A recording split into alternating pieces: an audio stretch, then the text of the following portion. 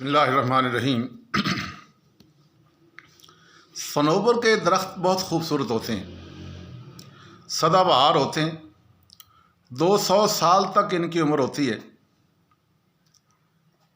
लेकिन इसी सनोबर को एक छोटा सा कीड़ा जिसे आम आँख देख नहीं सकती, वो लग जाए तो इस सनोबर के दरख्त को क्या, उसके पूरे जंगल को वो खा जाता है।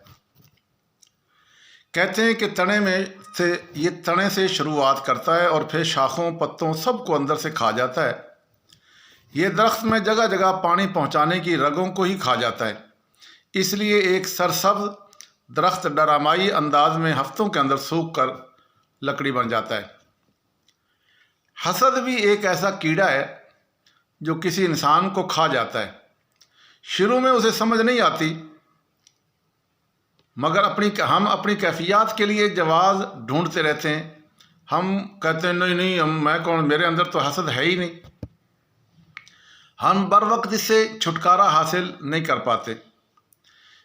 ये बतदरीज हमारे अंदर जड़ें पकड़ता रहता है। एक वक्त आता है कि हम हर आदमी से ही हसद करना शुरू कर देते हैं, जेलस होते हैं, जलना शुरू कर देते हैं।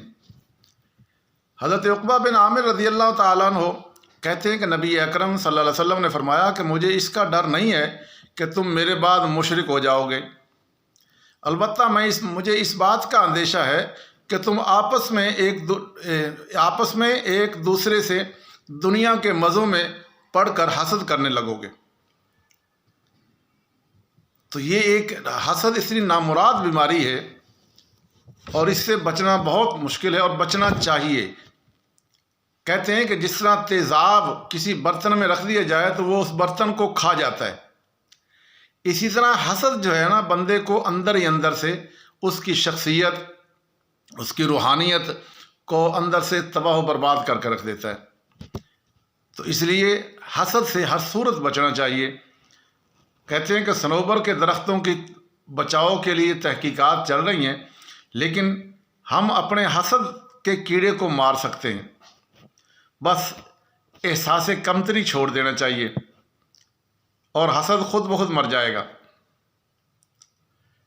और इसका अगर ये मालूम करना हो कि मेरे अंदर हसद है कि नहीं है, एक रिवायत में तो गालिबन ये भी आता है कि हसद और ईमान दोनों किसी बंदे में जमा नहीं होते।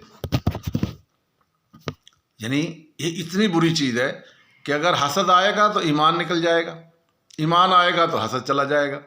ईमान क्या है? अल्लाह, और अल्लाह पे ईमान लाना, जो कुछ हो रहा है अल्लाह की तरफ से हो रहा है। तो हसद क्या है? हसद ये है कि वो इंसान अल्लाह की तकसीम पे राज़ी नहीं होता। तो इसलिए एहसास कमतरी छोड़ दें तो हसद खुद ब खुद मर जाएगा। अगर हमने ये मालूम करना हो कि मेरे अंदर हसद है कि नहीं है, तो इसकी एक मोटी सी आसान सी पहचान है।